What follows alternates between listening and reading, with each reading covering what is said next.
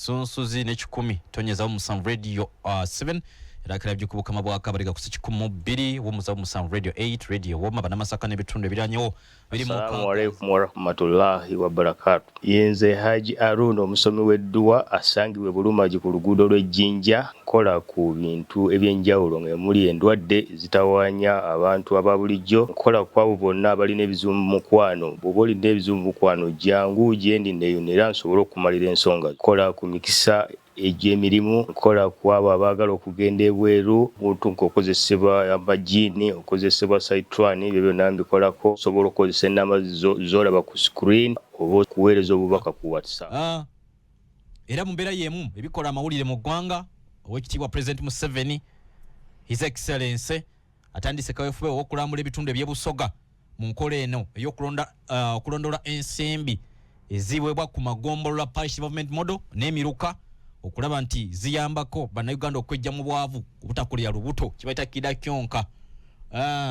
Ebyo bimu ke tugenda okubanga tukoonako ensimbi zino n'okutuusa kaakano emivuyo mingi egyolekeddwa oba egyoyolese mu nteekateeka eno pulezidenti agezaako okulaba nga ekola naye nawo tujja kuba mutooki mukulu nga bwaliwo atubuulire. Era enteekateeka simanyi wano honorable oba anaakakoonako CDF akyeremye okujja mu kakiiko ka parliament ak'ebyokwerinda akamuyise wakati nga baba ebyokwerinda n'abalina obukugu mu byokwerinda baga nti kyoyagala mu CDF kiba tekirina makulu ng'ate omumyuka wazze kubanga oliwo bataliwo ono yabeerawo wakati mu kuyisinganya ebigambo ne bali bagamba nti okutula olina okujja ne bano nti tojja kujja so n'ebirala bingi ebigenda maaso mu ggwanga.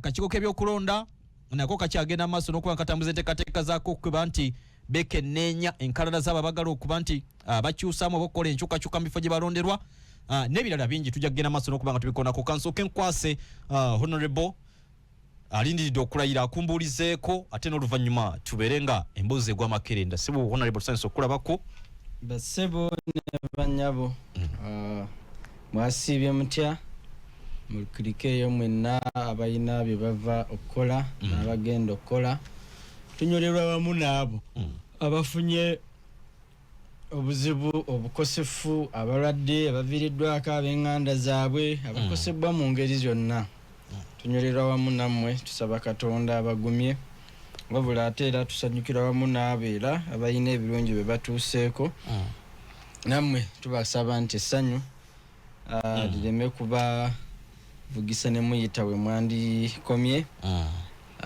Balina weekend ebaddemu ebintu bingi bimu ebyo bya PLE abaana abasoma kati basajja bakulu n'abakyala bakulu abayise mu PLE kubanga bafunye okugezesebwa okusembayo okulaba oba ebbanga lye bamaze nga basoma basobola okugenda ku mutendera oguddako tubakongratulatinga ndowooza ebisinga tujja bisanga mu maaso abantu b'e Nakawa West ebyammwe ate byo byanjawulomu balina mwaka bwa ak'enjawulo aw'ebirungo mwali ekintu kitambula bebaza yonna gye mpise leero mbaddeko mu Bukoto oyiseeko mu bantu bo leero mbadde mpitamu okuwandiisa kugenda mu maaso bw'obanga okolera mu Nakawa nga wasenguka nodde Nakawa mu myaka gino 5 nga simwolondera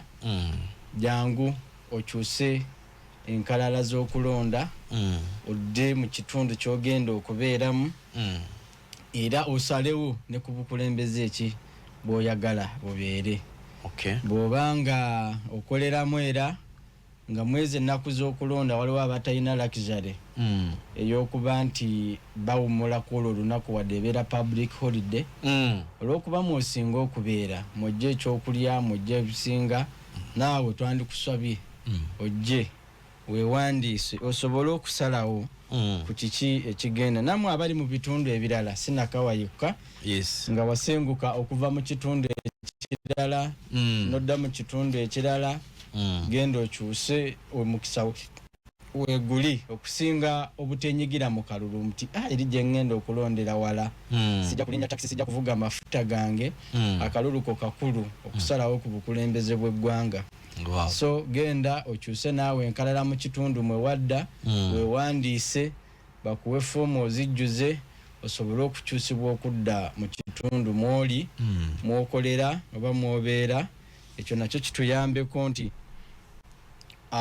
naawe tosuula mukisa gwakuba nti ojja okubeera nga wenyigira mu kulonda. Waliwo abantu nga ye ebbanga lyonna abadde nga yewandiisiza mu kyalo nga mu kalulu bwe katuuka ate avuga nadda mu kyalo. Tulowooza nti ate mwe mutulyamu nnyo olukwe kubanga okugenda okulondera gy'otabeera gy'otakolera wamanda bakano akadde nga okulonda kugenda okutuuka taaka bani park ne taxi emotoka za bulijjo abantu nga badda mu byalo okulonda kyokka ate nodde eno ne weemulugunya nti kati bino mwalonda biki ono mukulembeze eki ate mu kiseera ky'okusalawo mukulembeze eki gw'oyagala tewasobola kubanga ojja okwenyigira mu kalulu wagenda ate n'olondera gy'otabeera gy'otakolera nekiba nga kyafekitingira ddala ekitundu mwokolera. Naawe tukusaba omulundi guno weewandisize mu kitundu mwobeera weewandisize mu kitundu mwokolera osobole okusalawo obukulembeze eki obutwala ekiseera obukitwala ekitundu mw'osinga okuwangaalira oba mw'osinga okubeera n'okukolera. Weewaawo ku nteekateeka ezo zennyini honorable sigenda kujja waawe nnyini gwe bw'obadde olondoola enteekateeka eno gisanze otya? Bangi balimu bagamba nti mulimu ebirumira weereza bulabika ng'obunafunafu n'okusomozebwa okw'enjawulo. Badde yogera nonzikiza nti mulimu omuntu gw'osanga nga yeewana naga nti nze kasasironda ate nkya n'abeera nga abanja kibeta service delivery ng'agibanja n'omuntu atasobola gimutuusaako kubanga teyeenyigira mu kulonda. So okusomozebwa mwekuli kungi turn-up ekyali ntono. Ekyokubiri nti n'abantu bw'obanga oli agamba nti naakujje gy'obeera ojjokubire naakalulu naawe obeera toli mwenkanya kubanga obeera tozze kulonda kyamazima. Tunaaba tuli bakulonda obukulembeze obugenda okyusa eggwanga tulina kubeera honest tulina kuba benkanya eri obukulembeze.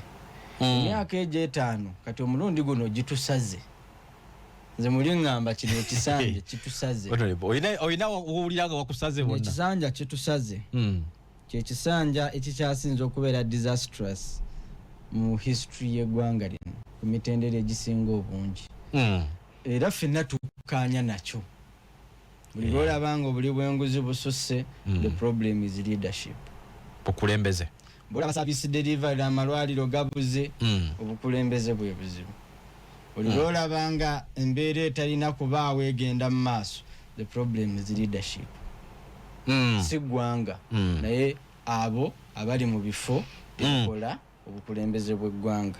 So tulina kuba benkanya omulundi guno nga tugenda mu kalulu kano nga twenyegera ddala okusalawo okutuufu nga tulenda abakulembeze si muyaga nga tulonda abakulembeze si mikwano gyaffe nga tulonda abakulembeze si lwakuba oyo omumanyi naye olonda omukulembeze lwa busobozi olonda obukulembeze lwakumanya nti eno embeera nenagigatta bwe nti nenjifuna.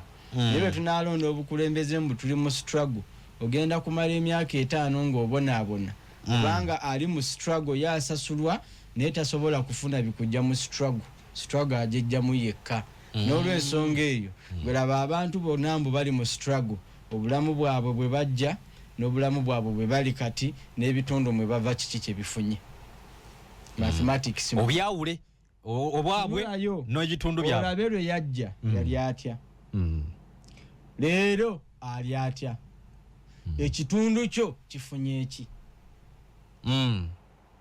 ojja okumanyira nti struggle simanyi bibiina simanyi muyaga totolosi eggwanga teryafunamu naawe tofunyeemu wabula ate mugenda kukola ensobi ezimu mugenda kukola nsobi ezimu nga muwoza struggle mulemeddwa okumanya struggle kyentuufu okyanoonya kyaggulu n'anoonya obuyinza struggle za mwezanjawulo so kote kadde mukao fenna tugamba tuli mu struggle ne struggle za fesize ezimu waliwo ali mu struggle y'okunoonya obuyinza political power yes atuuse ku ceiling ey'ebitiibwa byebyo bana ebyo bye yeetaaga mu nsi ensimbi azifunye abaana basomye obulamu bulungi nga luwe kimbulako ekibulako kiki omuzungu aziyita satisfiers satisfiers nti buli kaliyo hitinze top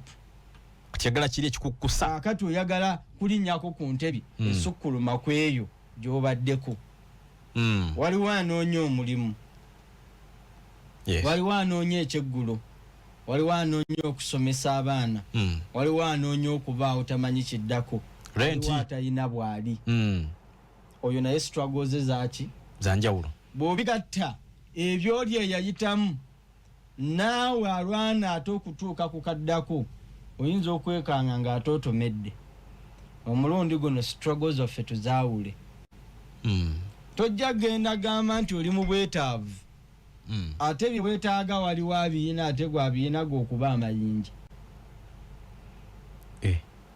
nzali ali mu struggle oli mu bwetaavu oyina bye weetaaga wabula ate alina bye weetaaga nga bibye ng'omuntu akukozesa okuba amayinja ayina bye weetaaga nga ggwe ate oli byatasobola kuwa awo nkafunye waliwo ayina bye yeetaaga amatire ampuliriza yajja kubyeyawulira kaakati gwabyetaagako ayina kukozesa ggwe kati ate gwe ate nawe abyetaaga gw'obyetaagako ate oli akugamba mu kuba amayinja eno emboozi si ya buli omu kanjawulomu kategeddemu ali eyo yajja kubyeyawulira nti omulundi guno neetaaga okumanya ennaku yange njagala obuweereza oli agamba nti kati abantu basooke baddeko mu kasenge oba ayina obuweereza oba ngende eri oyo ayina obuweereza choose the two alina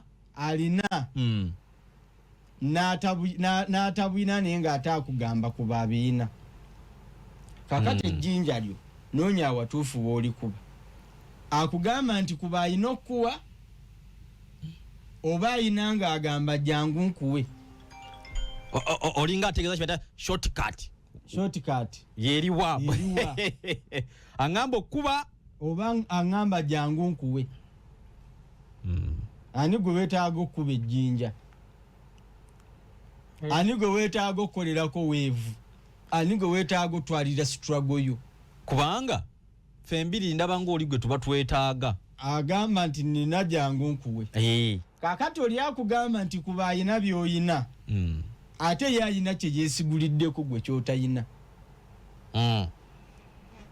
oli ayina by'olina n'oli akugamba mu kuba amayinja balina we basisinkanira ne bagabana ne batulako wali wabayiga ndi wali ebbali kano gekafise gavumenti mbi n'abagiwagira babi n'ebigivaamu bibi bwe batuuka ku ssente z'okugabana teri agamba nti babi ssente mbi n'azituwa mubi kaakati gwe wajjeewo obuyinza obulowooza nti oli kye yakugambye kye kituufu eyakugambye jangu nkuwe ye mukyamu so oli mu kulwana lutalo lw'oli gwe oleme kufuna kwoli naye gwayagala gwalwanyisa ye bwe bamuwa essente ez'okukola emirimu gyazitwala nga zijjako oyo gwayagala okuba amayinja azijjako oyo gwakugamba nti nno omukuba amayinja wabula ate bwe kituuka ku ggwe ng'oyagala kukimaba ebibyo direct bakugamba ogenze wa mulabe devo ogenze wa nakyemalira naye nakyemalira abeera mulungi nga yaasasula ssente asayininga cheeke egenda okuddukanya emirimu gy'oli kwolwo aba mulungi n'essente ziba nnungi n'essente ziba nnungi omwezi tulimu 23 mwezi gwa January 2025 naku lwokuna nga bulijjo tubeera ne Honorable Herbert Anderson Burola Nakawa West twayambadde dda yatugamba nti ye vatake naye ffe waffe webuli wano bw'okumpimpi abatunzi batunga sawa yonna bavugamba kigozi naye kaakati kyaliko kigozi ono bwe tugendeko mukumulako nga nvudde n'embeera nga nkutegeezako ku mboozi eno katono tugenda kugirwako okuba nti URA yazzeemu okuba nti yanjula omusolo omujja eri bannayuganda era omusolo ogwo gwe gw'okuba nti buli ndagaano ekolebwa kaakano erina okuba nga eggyibwako omusolo gwa mutwalo gumu n'ekitundu. Bw'okola endagaano 10 mu lunaku URA olina okuba nga ogiwayo omusolo gwa mitwalo 15. Bibuuzo bingi ebiri mu matu ga bannayuganda abamu beebuuza ffe tutunda ne tweguza nga tetukoze ndagaano kubanga nakyo kikkirizibwa mu kkooti. N'okuguzingana kungi nnyo. Buli omu yeebuuza ekisooka lwaki ssaawa zino abalala baga nti ne URA eba tekisusiza nnyo naye nabo basaasira. Gavumenti yabawadde task ku trillions oba budget ya trillions 225 226 URA n'okuleeta kumpi ettundutundu obasolooza mu bannayuganda ettundutundu erisoba mu 5 ku 100. Kakati nabo balina okuyiiya emikutu gy'okunoonyaamuko emisolo. Bannayuganda kuno tekuba kwongera kuba nti tubanyuunyuuse nnyo. Well, kakati kiri mu mirundi mingi. Naye URA bwebanga eyagala okwongeza tax base balina okutandika okumanya nti nno sikwe kuteekawo emisolo emingi. URA bwe bayagala okwongeza omusolo ikonomi ya Uganda ekyali nfumo. Waliwo abasajja bamiliyoneyaz abatatradingira mu banka. Kasente ke nga akateeka mu kisawo n'atwaleka. Waliwo abasajja abagagga nga tebakozesa bizinesi nyingi wano ezikyali nfumo. Bw'otunuulira ikonomi ya Uganda nga bwe bajoogera n'olaba n'enkulaakulana eri ku gundi eri ku ground waliwo ekitagatta. Bannabyanfuna batugamba waliwo ebitagatta. Informal business abawa omusolo bw'obateekateeka n'obageraageranya n'abakola abali mu business tebikwatagana mu miwendo. Abawa omusolo abali fomo batono nnyo okusinga abawa omusolo. Business ezisinga obungi teziri fomo, teziri registered, tezimanyiddwa, tezirina bank account, tezirina registration, tezirina trading license. Eziri fomo. Osanga omuntu alina akaduuka ke kalimu emiliyoni eziwera naye nga tekali registered. Naye nga kalimu sente empitirivu. Osanga omuntu nga tugeze bw'ova wano n'ogenda e Buwama ojja kusanga nga e Buwama ettawuni erimu abantu bayitirivu. N'ogenda mu house scouts e Buwama nga mulimu ebintu ebitegeerekeka, amayumba agategeerekeka, nga mulimu abantu abalina obulamu obuli obulungi, alina akamotoka naye nga talina registered business. Balina ezi wholesale mu bibuga kale wa wholesale oyinza okugamba alina trading license. Oyinza n'okugamba ate ne wholesale si zonna. Kakati ogwo omusolo ojja kwekanga nga bagutadde ku Kampala. Ofuna nga guli wano mu CDB wano mu Kampala wanene. Mu kikubo gyajja ebi. Mu Kampala wali eri wakati. Bw'ofuluma n'ojja ewaffe eri ojja kusanga nga si bwe kiri. Kati baagala ku increasinga tax base balina okuteekawo study, balina okuteekawo teams ezeetooloola eggwanga ne batunula ku ngeri ki gye basobola okugaziya tax base. Ofuna bulungi emikutu mwe bayinza okujja emisolo, basobola okugira emisolo. Ate nga nakyo bakikola okusikiriza abantu ne baregularizinga. Era ekimu ku bijja okutuyamba kwe kujjawo cash. Otegeeza sente z'empapula. Use of cash. Sente z'empapula. Omuntu awe sente omusolo nga tali registered ayinza okuba awagwa mobile money. But people kati batradingira ku mobile money ya account ye. Kuli sente ze. Talina bank account, talina business, talina tin number, talina kugamba, talina bojja mu trackinga. Nenga tradinga buli trading billions of money.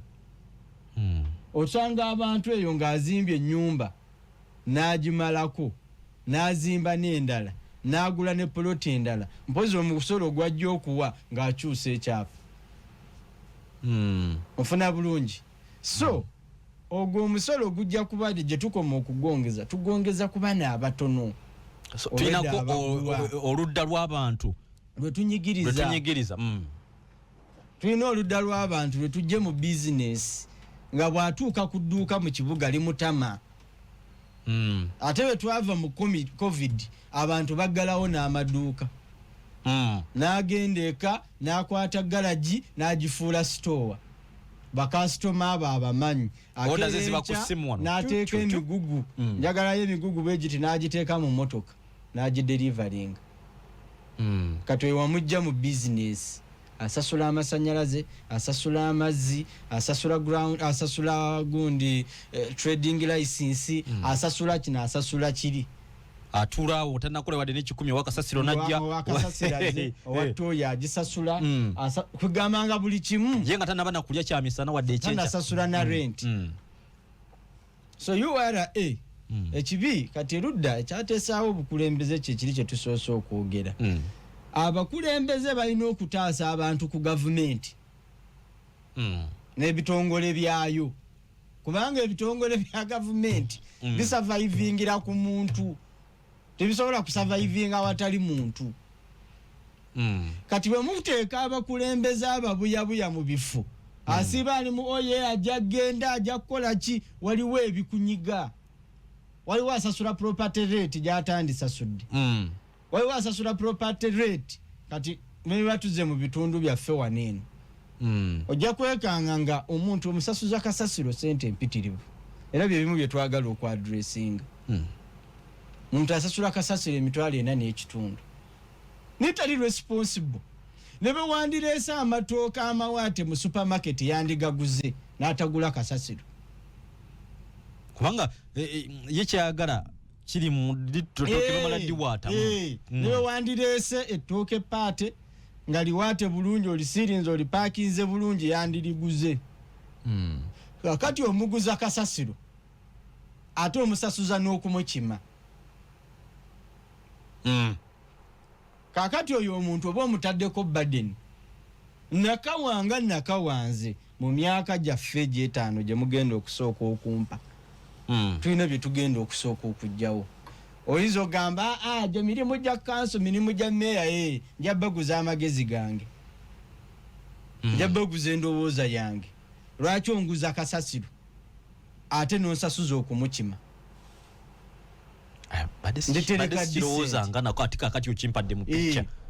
nditereka disente nga zenkola ozikima ka property kenina baali bataddewo sente zesalira nti sente omuntu asasuza sente ezikawa naye kakati tebaliiko kkomo buli omu alina okukola ki yowa leaders are busy doing ebitabakwatako banunula ggwanga gweyinza okubanga ogamba naye bannange oyinza okubanga ogamba ogenda mu lutalo ogenda mu lutalo kujjako nakyemalira ng'ositula zikalina oli mu lutalo kujjako nakyemalira okulwanirira eddembe likomewo ng'ositula za apartment oli mu lutalo olw'okwegundi lwakyenakyemalira omwana we ali mu international school mu ggwanga erigenda mu lutalo bamunona ne bamuzaayo akati njagala kuyamba bantu ate nja bayamba ebibuga byonna ebikulaakulanye tebikulaakulana lwakuba musolo mungi nze ne bwe mba nsasula omusolo omungi si kankubuulire ne bwe mba nsasula ebitundu 6 ku buli 100 amawanga nga ga Denmark nga Norway ga America ga Bungereza basasuza omusolo mungi ne Canada omusolo mungi ono tulinga ku 15% naye balinga bali mu 40-35 abamu bali mu 60%. Olwo Canada yatuka ku 70. Naye ekyenjawulo ekiriwo nti nja genda kukuwonsanga ebbasi eri affordable. Nja kukozesa 2,000 ntambula olunaku lulamba. okay ntambula olunaku lulamba ngende mu kibuga ngende Nakawa ngende Kyambogo nkomewo mu kibuga nkomewo Nakawa kunkumi zange meka bili because there is an efficient system wona nitadde emitwalo ena mu boda mu taxi mu ki waliwo efficient system so setaaga nnyo sente nyingi you get it yeah. setaaga nnyo sente nyingi nja kusanga proper housing ez'omuntu mufuna mpola nja kusanga proper housing nti bwe naagenda nga nvudde waneeno nga ngenda okwebaka emotoka ejja kunzija wenzije entuuse wendaga nkomewo nkoleki I don't need a lot of money olwokuba sente zisaasaanye sukaali tajja tuuka mu kasanvu bwe mujja ku factory production amasanyalaze ga layisi amazzi ga layisi transport wa layisi ebintu ebimbeezaawo bisoboka because otaddewo systems sente zaffe ziringa ezinaabuuse si lwakuba nti nno zinaabuuse lwakuba tetuziteereddeewo nteekateeka ezifuula ez'omugaso owa bodaboda nzijako 15,000 nandibadde sigirinnye owa takisa nzijako gundi bweziti nandibadde njirinya wiringire ofuna bulungi nandibadde seetaaga keera nca kuvuga motoka sigyetaaga waliwo train waliwo bus waliwo gundi transport ey'ekika kyonna I don't need a car abamu batambuza na bigere abalala bakozesa bugaali I don't need a car sigyetaaga nalaba wali ku Downing Street e London abamu ku bana byabufuzi nga bakuta obugaali bagenda mba ngende ewaka nina okulinnya boda because crime rate ziri waggulu bajja kunkuba akayondo eroduke wesoga akayumba koma I have to pay money okwetaasa ababbi you get it naye nga ezo zengira badde nsobola okutambulawo mpolampola n'entuuka waboda kampise because crime is high due to unemployment kati weekanga nga sente neetaaga nnyingi okuyimirizaawo obulamu bwange osasulira ebitandibaddewo naye bw'otuuka mu gundi mawanga nga buli kintu kiri subsidized sente zikola sense ofuluma n'omutwalo gwo sukaali wa 13 kilo transport 12,000 byenjagala okugendamu mpozi ebitwala sente nga kwejalabye but because everything here is private is profit buli kye tukola tolina kyogenda kusanga nga kiri public tekiriiwo bwe ngenda mu ddwaliro ne bwe liba lya public titugambe lya government I am forced to pay like I am in a private hospital they have nothing literally that is public bunafu bwani obwo betubanga tusubjectinze everything nga tukola tudiringa nabo abanoonya amagoba you get it bwe ngenda mu public transport nina okusasula w'amagoba yagula emmotoka ye yagiteekamu omukozi yeyina okusomesa abaana be so alina okunzijako esente z'amafuta anzijeko sente z'emmotoka anzijeko sente za driver naye afiseeko sente ziba zikyalina amakulu so mu bumpipi cost of living the cost of living ze zisinga okunaabuula sente ezaki mu ggwanga lyonna it is not that sente teziyina makulu but the moment you subject everything to private entities private entities zo ziriwo okunyuunyuuta bo mulimu gwabwe gwegwo kukola magoba yaguze taxi alina ogigulamu endala agigulamu ani muggwe yaguze boda alina okugulamu endala agigulamu ani muggwe kakati kitegeeza nti sente literally this is basic economics wano sente zaffe tezinaabuuse sente zaffe tezirina makulu lwakuba everything we do is subjected to a profit ku buli muntu yenna gavumenti nekujjako omusolo nanyine motoka nakujjako omusolo, agivuga nakujjako omusolo, agikanika nakujjako omusolo, ajoza nakujjako omusolo. Ne wo parkinga guva mu ggwe. Kitegeeza singa wabaddewo public transport, we can do half of the money that we spend. Nti tulina public transport, olinya basi gy'olinya ya government oyise public transport, yo tekola magoba, ye eyanguyiza bulamu bw'abantu. bwegaba magoba akaterako nga ka 1%. Onfuna bulungi. So bwe tuba nga tusubjectinga everything we do to a private entity, olaba n'amasomero aga government kati ge gandibadde gasembayo, nago olw'okuba abali mu police balina amasomero batagali agabwe gatumbuke. So education is private, health is private, kubanga ne mu health labe bananyini malwaliro bajja kufuba okulaba ng'eddwaliro terina proper system ya kubeera mu ddagala, era ojja kutuukayo bakugambe tewali ddagala, kirira wali bakuwe ne address gy'olina okgenda, ne weebuuza omusawo akeera mu ddwaliro n'ayambala egganduula yategedde atya kiriniki kyeyi n'eddagala ki. So baagala ojulire otukeyo ng'ojula bujulireyo eddagala lye wandifunye ku 20,000 mu lya gavumenti oligule kanaana kuba oyagala obulamu, toyina choice. So education, health, transport, bwebanga biri private, how do you expect to have money? How do you expect to prosper? How? Nga weetaaga emitwalo 2 buli lunaku gya transport.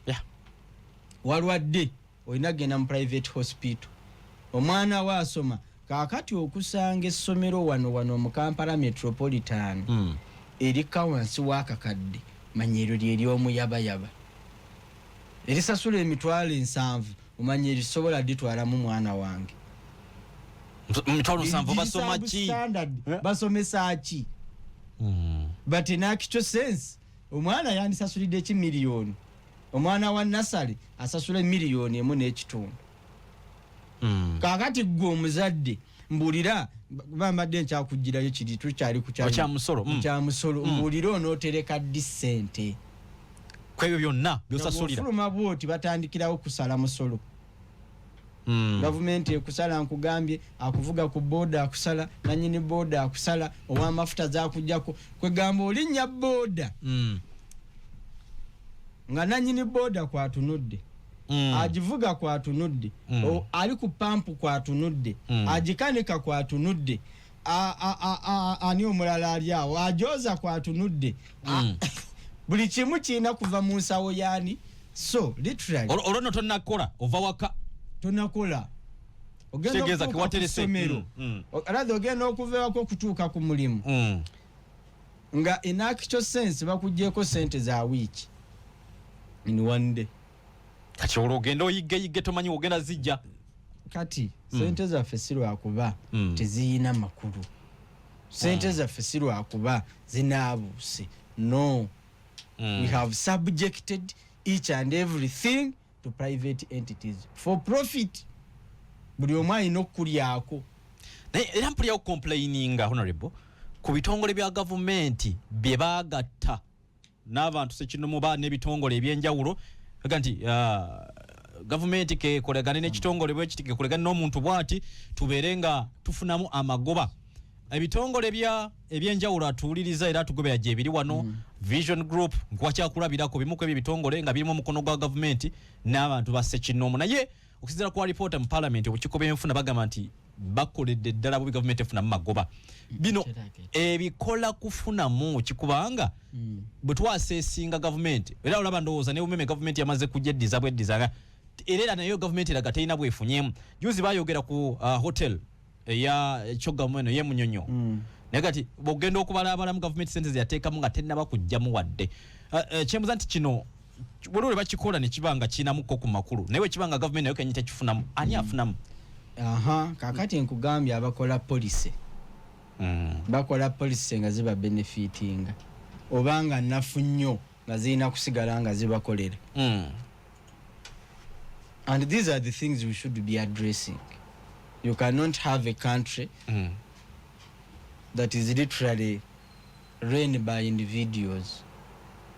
You get it? Olwaleero bwe tukeera enkya bannannyini mabbaasi ne beekalakaasa teri atambula. Tetulina alternative. Tetulina taxi betwogerera. Okimanyi bulungi laba taxi eziri ku kkubo. By the way, mbadde nzijja ku Ntebe Road neraba mu jjamu nga sirabamu taxi osanga emmotoka 20 n'olabayo taxi ng'emu ate nga naye eryobaga. Kakati kitegeeza buli muntu okutambula atuuke gy'alaga alina kuluma amannyo, alina kutukola byatandikoze okufuba okulaba nga atambula. Nga bwe naggambye abakola polisi bazikola nga zirimu amayaso. Ina weetunula negamba awo sijja kukwatawo. Netunula negamba arafa munafu nja mukwata. Negamba ne bwe simukwate ne bweta yeba tekyali polisi. So policy makers they were businessmen in the taxpayers business. Abakola policy ndoze tatugera ku babaka ba parliament jogenda twogera ababaka ba parliament twogera abakozi ba government cabinet abakozi bonna wamu technical people politicians cabinet tosobola gisparinga bebamanyi ekitongole ekiramuzi bebamanyi DPP bebakola amateeka kubanga ngategana najja mu parliament nabo basooka kubyekwegaayagaayamu uli parliament yali eri mu ebyo ebizibu ebyaliwo omwaka oguwedde wali owulira nga bagamba no, this is not corruption, this money was put in the budget. Kati bakitegeera nti sente bwe zigenda mu budget ebeera si corruption. No matter ngeri kije zigenze because by the law bo budgetingira ekintu ne kiyita kibeera kiyise kibeera authentic. Nebo bokifunye mu bukyamu nebo batoyina kukifuna. Era bashiftinga blame omulamuzi n'agamba nti clerk wa parliament yamanyi. Okitegeera bulungi. So but ebintu nga bwe biti politicians are to blame. Why we don't have a public systems that is function. Tona bongo umba makunsonge ne URA. So URA mu twali mu meeting ne URA enali nkyali RCC ne mbuuza commissioner general ne mugamba naye kambabuuze kino mwe muli basanyufu nnyo bwe mulabanga essente ze mukuŋŋaanya mu enengeri zisaasaanyizibwa mu ngeri ffenna gye tulaba nti si ntuufu. How do you feel? Commissioner general yali honest n'angamba Mr. Broda omulimu gwaffe kukuŋŋaanya ssente ebyo byammwe banna byabufuzi yayibalekera n'angamba naye to be honest we are not happy. Nti ogenda n'otuuyana n'oteeka abantu ku bunkenke abamu n'obakuba n'eruzira n'ogenda okuwulira nti omusolo gwe bajje mu bantu nga 5 omuntu omu yaguguzeemu faamu babawane target nti omwaka guno twagala zino nti omwaka guno ogenda okuwulira nti omuntu omu bw'ati yaguzeemu faamu yazimbyeko ekikomera olinaga nti nabadde ndyawo nga mabaati gantuuseeko agamba saategedde naye agampadde. So we need sober leadership. We need sober leaders. We need sober representatives. Tuve mu muyaga. Okyogedde tugenda mu kulonda but still tulinamu obuzibu bwa numbers. Nti ne bw'oleeta ekintu ekyandibadde nga kikulu bw'obanga togwa mu baabo abasinga ennamba mubakireese kiyinza okukufa togge. Yes, but issue yali nti who is talking to the numbers? Kimatali. Eno discussion eno gye tuyina wano ojja tojja gisanga walala wonna. This discussion we are discussing here tojja gisanga mu parliament. Yeah. You bring omuntu mu parliament wanajja ku discussing the taxation oba ku discussing the economics. Sajja twali akakiiko musajja nga yeekanga kigambo we slept with kankoma slept with a tweet ndakawulireyo ndabusanja slept with a tweet kakati leadership bwebanga yoke nyini temanyi gyeraga ogibanja otyo okubuulira gwe gyolaga. So we need an honest discussion, but that honest discussion we need honest discussants. Sikulonda londa nimugamba mugwira na nemupanishinga nebibitakwatako. No, wetaaga soba leadership. Is your leader soba? Nkebere ntya bobanga no bosanga nga tugeze lead of parliament ayomba ku item yayita ku budget kitegeeza ebigenda mu parliament tabimanyi. Bosanga MP criticizing policy eyayita mu parliament mwatula ngalinga ajulira for the first time nze mbeera olusu ku talk shows n'ababaka ba parliament naye ng'omusomesa ebiri mu parliament gyabeeramu buli kanaku ng'omusomesa procedures za parliament baba bamuyise kwogera ng'omusomesa procedures za government waliwo yagamba nti yasaininga ku lupapula nga tamanyi biriko. That is what I am saying. Bonna bo batunula it is a product of the wave. Naye yali abaddeyokko emyaka emirala. Yes, era yajja weefu ya contributing naye yaliko negere yali abadde. Abantu bonna tulina kubeera b'amazima. Tuleme kwekimbalimba mbuno. Tujja kutambula no topic tujiveeko.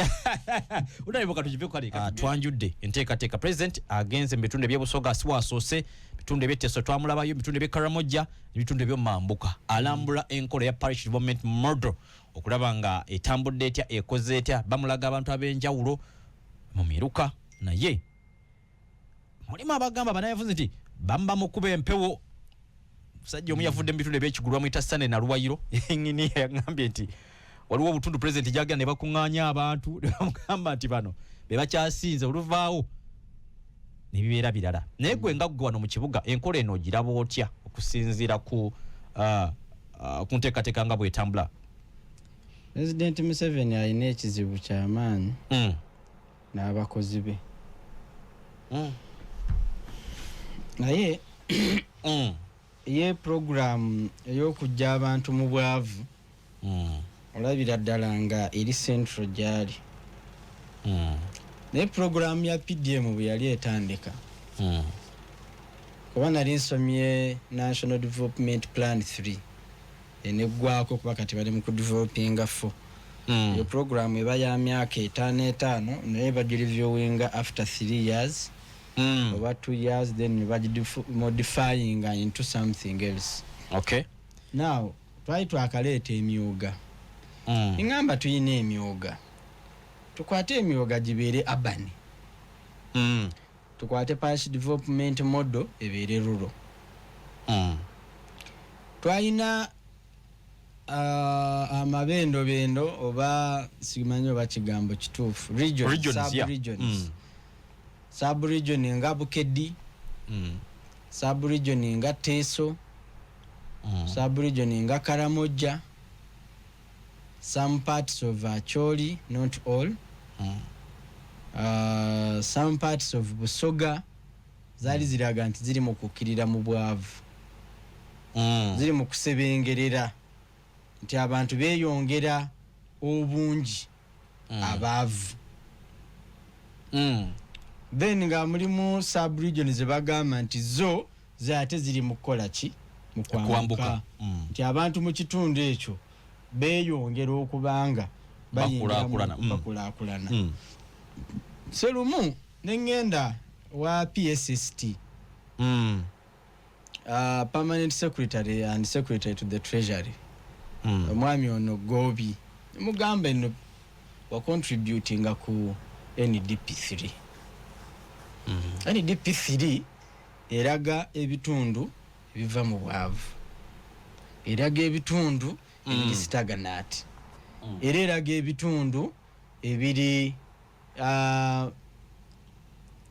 ebiri obulungi lwaki bwe tubanga tugamba nti modo lwaki tetugenda ne tukwata ensimbi ne tugwa mu kitundu ekiri obubi bwekiba kya bulimi ne tukwata zino sente ne tunyinyikiza irrigation ne tukwata ebirime ebyettunzi ne tuzoninga ne tugamba eno area okusinziira ku scientific evidence basobola okulima oba basobola okulunda oba basobola okubeera mu production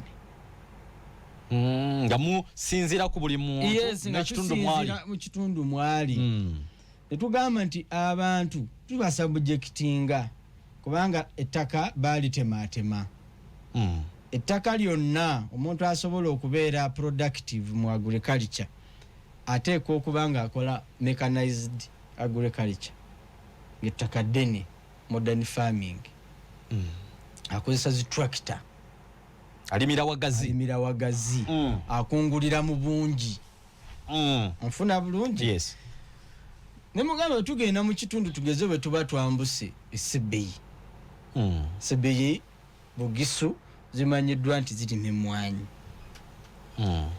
ne tugamba buli maka teeka buli omu alina okulima ki emmwanyi tene tugamba nti ekulima kwaffe emmwanyi nze nnima emmwanyi ono alima kasooli olima lumonde kati ekitundu ekisobola kubeeramu ssente lumonde gw'olima tajja kuleetera ssente ojja mweriira so nga wetaaga okulungamizibwa tugambe nti ffenna tulime emmwanyi emmwanyi yaffe eno bw'ebala n'evaayo ssente zijja kujja mu bungi mu kitundu bwe tunaaba tukungudde tujja kukungulira mu bungi bwe tunaaba tufunye ffenna tujja kufuna neiba ajja kufuna emitwalo gye 2 okusinziira ku ze yakola ono afuna emitwalo gye 15 okusinziira ku bye yakungula nfuna emitwalo gyange 7 okusinziira ku bye nakungula ffenna tukola ki tufuna tulina nina katono naye nkola ki naye oli aba yakatunda emmwanyi emitwalo gye 15 agirimira waliwo eyalima lumonde talina munnyo agenda kwewolewoole yatunze emmwanyi kubanga ye teyatunze omugambe nti wayi bukasooli bwange bumulisiza gwe naawa okutumbula okufuna ssente mu nsawo tikitegeeza kukola nnyo nti nsibenga nnima bucenga nnima nkeere 12 no twetaaga just wano kati Uganda eri blessed tetulina nnyo byamaanyi nnyo kujjaku kati ettaka tulisesi ne tetulina byamaanyi nnyo bye twetaaga kuteekamu ati so mugamba ne tugenda mu sub-region bwetu ne tugamba buli family ensigo tuziyina tugenda kulima ekirime bwekiti Europe olabe baddemu akasamba tuko ng'eyagala emmere naye nga naffe tetugiyina olwaleero Brazil yafuna omuliro nefuna ekyeya kigenze mu bbanga eddene emmwanyi yaayo neekendera yebadde number 1 olw'okuba Brazil emmwanyi ebadde tekyavaayo emmwanyi ye Uganda n'erinnya kubanga Uganda erina emmwanyi kino kiriko mbeera ekireetedde kuba bwe kityo kiriko embeera otandise okuntiisa emmwanyi nno kuba embeera bweddirawo lwaki tejja kuddawo nti emmwanyi yaffe ennungi buli aginywako ajja kwetaaga ojjukola ki okumwongera amawanga agasinga galina disaster kakati disaster ezo tuziclaimingireko Uganda erinnya eve mu namba 5 edde mu namba 2 Vietnam tufuke bawakasanke kakati ne mugamba parish development gundi emyoga irungi ne mu bibuga kubanga mu bibuga ojja kusanga zi restaurant abo bakwatireko abavuga boda bakwatireko abawelding bakwatireko buli omu mukwatireko no problem baleke mu myoga toleeta PDM mu kibuga PDM gitwale rulo emyoga gikuume mu kibuga sente zino ze tuteeka mu PDM ziyambe ebitundu biri ebikka mu bwavu so amanyi tugongereko kwabo bakomewo mu bulamu nangamba that was my proposal naye bannabyabufuzi ne bagikuba buli omwe owe program agikola ki ajagalayo buli omwe owe ayagala sente zijje mu bantu be naye waliyo koko ku baavu baagala wulirayo government program ate bakiteeka ku ye kakati nagamba no, it was defeated in cabinet moreover because the cabinet is composed of politicians. They are also selfish. Nzeyo kalike bodda ko nganti gwanga lifugibwa abantu. Nabo bali selfish. Nabo baagala ewaabwe bayimirire ku PDM. Tebayinza kutuula ne bayiya nti je tutute PDM kino ewaffe kyovolaba. Babadde mu program. Program jini program ebeera ke ekiseera buli omu abaako ke yeetungako buli omu abaako kakola ki tulina ka program akagenda maaso tulina ka program kugamba ziba ddiiru honorable Mazemu amanyi ekintu nzo kinyonyodde nempulya nga ndi mu mativu nga neyokuba kusima busimi musenyi baga nti kino ekitundu kyekivaamu eno gundi ekyo kisobola okukola olwekyo akati lwera yandibadde mu factory Waya. Lwera yandibadde mu factory ekola amagirasi because amagirasi gakolebwa mu musenyi tebayinza nakubanga bakimanyi nakaba Lwera yandibadde mu factory ekola ceramics birina kaseke twabira bawoka Lwera yandibadde awanga yo it's a production hub but omusenyi gwe tujjayo gwakola ki olya bulizi nyanja simanyi nyanja plasta webito eggwanga eggwanga lyonnokkulaakulana simanyi twandibadde tukyazimba ebizimbe wano ebiri 80% concrete, actually 90% concrete by the way netaagira ky'omusenyu mu kuzimba bulooka zimala nkozesa interlocking blocks ndababa mbokosa ebyuma kole endabirwamu full stop naye kati osanga ekizimbe nga kiri 90% concrete. That's wastage of resources. Akozesa cement, akozesa nezino brokers bakola mu cement n'akozesa ne cement ne cement ate nayiwa ne slab nayiwa so slab your columns full stop, leave it there.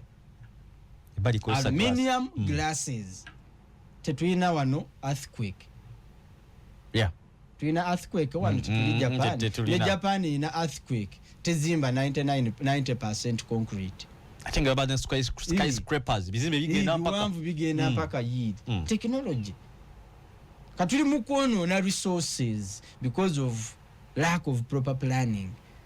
Kyendaze nti sente zino eziteredwa mu PDM nyingi nnyo okusinzira ku kiri twali proposing. Yes, sente si nyingi nnyo.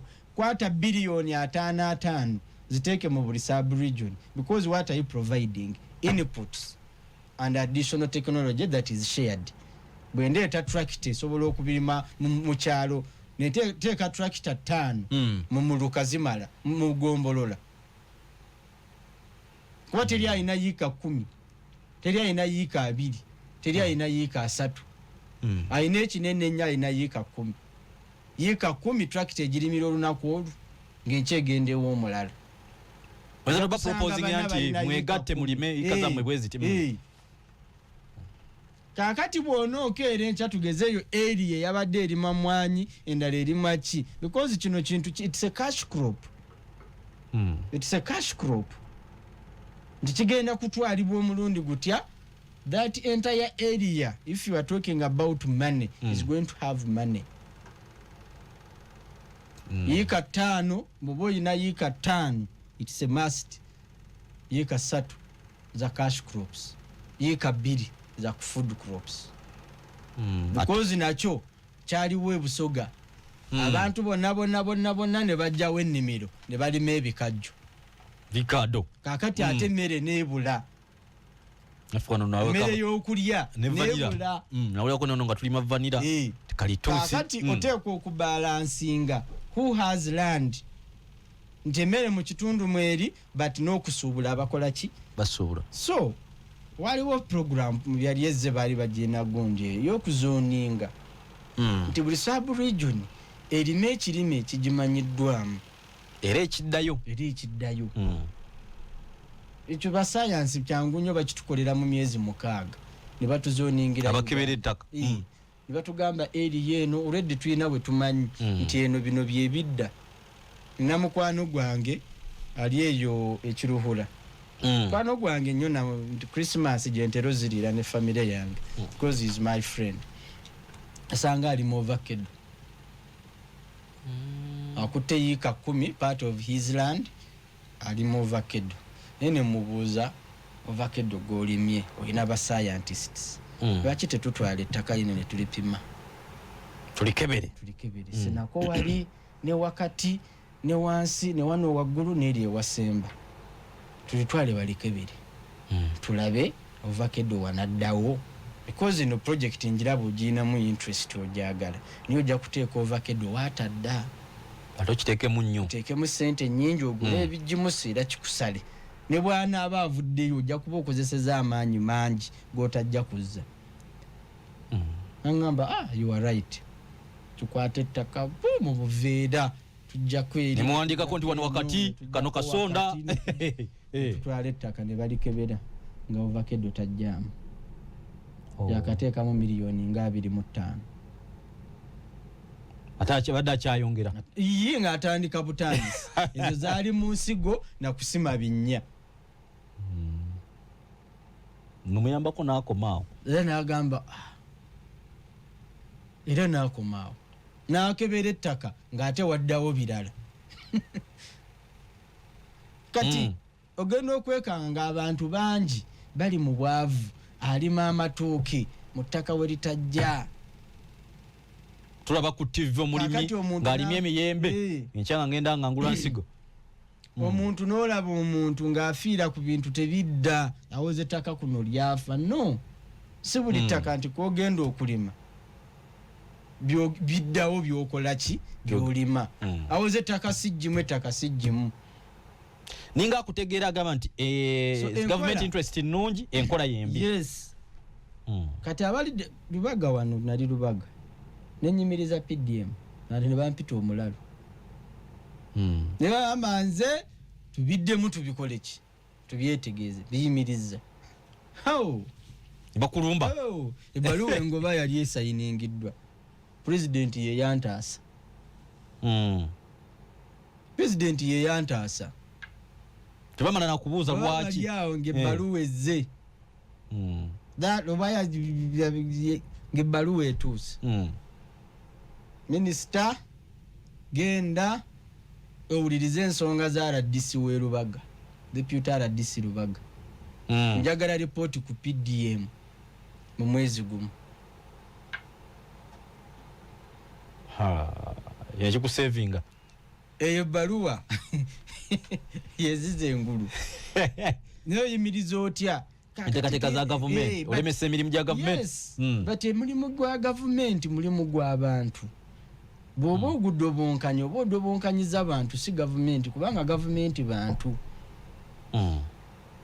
era tugenda okubyetegereza ng'indeedi waliwo embizibu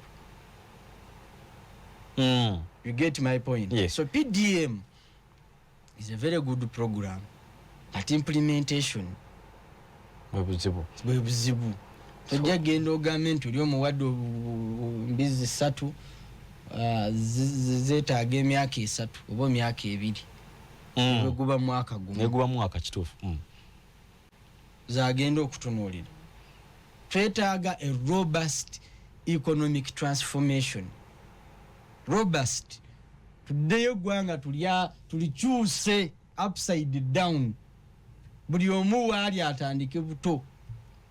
Abantu basoma ku mawulire abagoberera ensonga zino obugenda bana kuwaza buli budget sente zigenda mu teekateeka ya PDM pitirivu. Yes, mulimu abavuddeyo tugenda kuguma buguma abavuddeyo percentage ntono compared.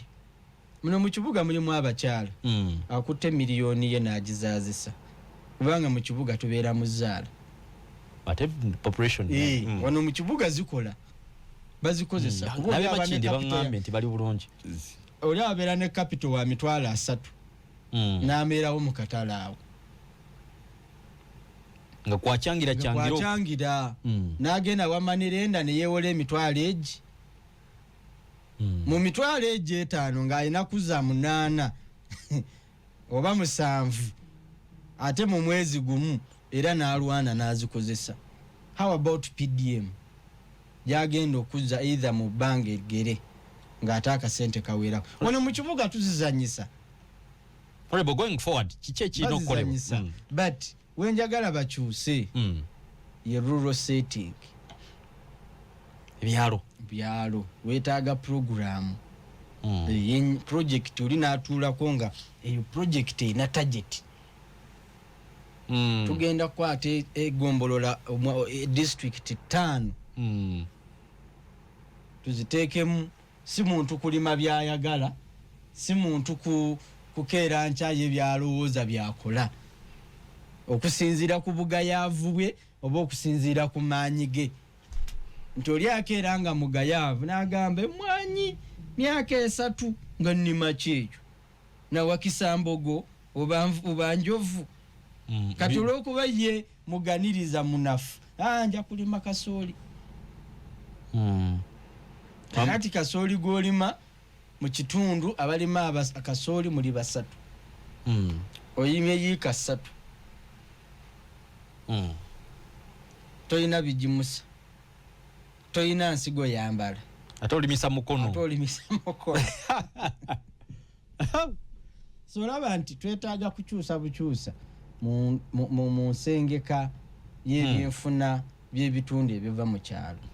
Bw'oba ogenze mu mawanga agamu ojja kusanga area nga yo y'abalimi y'abalunzi ba dayare byamata bagira amata ne bagira cheese ne bagira yogati ng'eyo area yo bagigazetinga kati nga bwe tuyinza okugamba western yesinga obulunzi. Ne bakwata area endala nga yo ya fattening ya nnyama. Bano abalunzi b'ekitundu ky'eno balunda nnyama, ente ze balunda za nnyama be bayimirizaawo eggwanga. Ennyama yonna ey'eggwanga lino eva wano. Naye olwaleero osanga abajja obutekalamujja ne basanga abagenze ne babulonderera because we are clueless. Abakugumya enfuna bo batuga nti economy eri liberalized. You see, never economy liberalized, you guide it. You guide it because you're a policy maker. You guide the policy. Kati olwaleero olaba buli ali mu real estate. Buli muntu yenna akwata ku ssente nga munna Uganda. Ezuwera. Teri agenda mu factory. Batono abagenda mu factory. Bagenda mu apartments. Nange ekirooto kyange nno ndabira wano. Oli oyagala omuyindi n'akeera enkya n'akwata emitwalo aga emiliyoni aga n'apangisa akaruumu n'atandika factory. Oba akoze buki naye n'agenda mu production. N'omuwa emyaka 10 n'omusanga nga alina mega yava ku mani ali ku automated. Naye nga teri ggwanga liyimirirawo watali production. Sagala kuba kalango naye mukama wange bakwali adankongo anawule ne katuyenge ekyokulabirako kutaasa banna Uganda. Era wanaabawulire negwe njogeddeko ndoza n'atuleetera business muganda nga Abdul Muzibu. Omusajja bamuyita akola ebyokulya bw'abaana buno omuyita wa Sams. Ono wa Sams. Oyogedde ku kintu ekyo nendaba sente zaafuna buli lunaku nenda buli supermarket jengenda mu bwent omwaliriro mulambo ogulaba kati kimpadde kiri ate kyo badolooza yes tetusobola kukola mirimu nga tuzimba apartment C because apartment ekola emirimu ng'ogizimba bw'ogivaako eyagala omuntu ogwo asikaali mpozi wansi ne wairo ow'amasannyalaze ajja n'akebera kano kaagize oba pulamba once in a while which is not an everyday job. Eggwanga nga India eggwanga nga China abalina population y'abantu abali mu billions tegyandi survives singa tebagenda mu production. So bana Uganda gye tunakoma okwewala ebintu ebyenkizo gye tugenda okukoma okubeera abaavu because all the money we get is not productive. Kadde mwako muna Uganda akawulire muna Uganda gwe gy'onookoma okwewala ebintu ebyenkizo mu byenfuna tujja kusigala nga tuli ki nga tuli baavu. Because apartment mu myaka 10 gy'otaddemu akawumbi ejja kwetaaga repair. Mu myaka 10 gy'otaddemu akawumbi kamu n'ekitundu bajja girabanga enkadde. Naye nga yono o factory ye o factory ate ye every day okeera kugula bintu bye okeera gula toothbrush okeera gula Colgate oba toothpaste okeera gula buli kanaku oyina ebintu byokyama mu dduuka okugula ngodde ewaka. Nalibo musajja atugamba nti ojja kwekanga nga teri makakati gataweza product za China 10 negina chikwa byonna ogenda tula mu ddiiro lyawo TV charger buli kimu kikuziza economy ya Kenya. Bana Kenya bali mu production bali mu production. Ffe twakulira mu myaka gyaffe emito tiwali nyumba gye watuukangamu n'otasanga kintu kiriko made in Kenya. Sapatu naddala mu plastic we nasingo bolabira kopo ebidomola amasowaani toothbrush every plastic was made in Kenya. Population y'abayindi kati mu Uganda ntono nnyo yesinga obwomu yeyiwaniridde economy ya Uganda. Gwe bayindi bameka boosanga nti balina apartment sibalaba ng'ogyeko sudiiro. Actually sibasanga nkona mu byalo mbalaba mu kibuga mukka muno sijja kwogera ku sudiiro badde nja bagamba lwaki ali mu gundi nange ntegedde kasirike bonna abatali mu makubo ga sudiiro bali mu production bonna they are in production.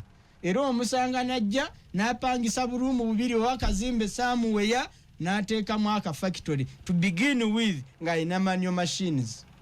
Ne n'afulumya n'agenda nga agaziwa mu myaka 10-15 ogenda okumutuukako nga kirala nnyo. So economy yaffe bana Uganda ate ne Museveni asiiba abyogera. President Museveni asiiba akyogera. We have to emphasize on the issue of production. Nyero akuba agamba nti mu production abantu beetaaga obudde. Okitegeera? Yes. Tuvaano tugenda kusuubula China. But you see, China teyina na raw materials. Tuzijja wano.